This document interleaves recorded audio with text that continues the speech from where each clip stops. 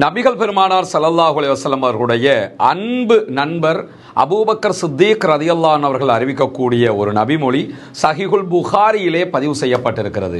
Abu Bakr Siddique ரலியல்லாஹு அன்ஹு அவர்கள் நபிகள் நாயகம் ஸல்லல்லாஹு அலைஹி வஸல்லம் அவங்கள்ட்ட போய் கேட்குறாங்க, யா ரசூலல்லாஹ், நான் தொழுகையில் கடைசி அமர்வில் ஓதுவதற்கு ஒரு பிரார்த்தனையை, பாவ மன்னிப்புக்கான ஒரு பிரார்த்தனையை எனக்கு கற்றுத்தாருங்கள் என்று கேட்கும்போது அல்லாஹ்வுடைய தூதர் ஸல்லல்லாஹு அலைஹி வஸல்லம் அவர்கள் மிக அழகான அற்புதமான ஒரு பிரார்த்தனையை கற்றுக் கொடுக்கிறார்கள். அல்லாஹும்ம இன்னி லலம்து நஃப்ஸி ظுல்மன் கஸீரா வலா யக்ஃபிரு ذுனூப இல்லா அன்த ஃபக்ஃபிர்லி மக்ஃபிரத்தன் மின் இந்திக வர்ஹம்னி இன்னக அன்தல் கஃபூருர் ரஹீம். இறைவா, எனக்கு நானே அதிகமாக அநீதி இழைத்துக் கொண்டு விட்டேன்.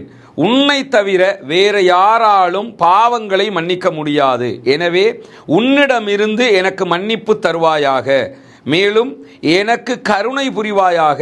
நிச்சயமாக நீ மன்னிப்பவனும் கருணையாளனுமாக இருக்கிறாய். இந்த பிரார்த்தனையை தான் அபூபக்கர் சித்திக் ரலியல்லாஹு அன்ஹு அவர்களுக்கு தொழுகையின் கடைசி அமர்விலே ஓதுவதற்காக நபிகள் நாயகம் ஸல்லல்லாஹு அலைஹி வஸல்லம் அவர்கள் கற்றுக் கொடுக்கிறார்கள். எனவே ஒரு சிறிய பிரார்த்தனை, மரணமிட்டுக் கொள்ளுங்கள்.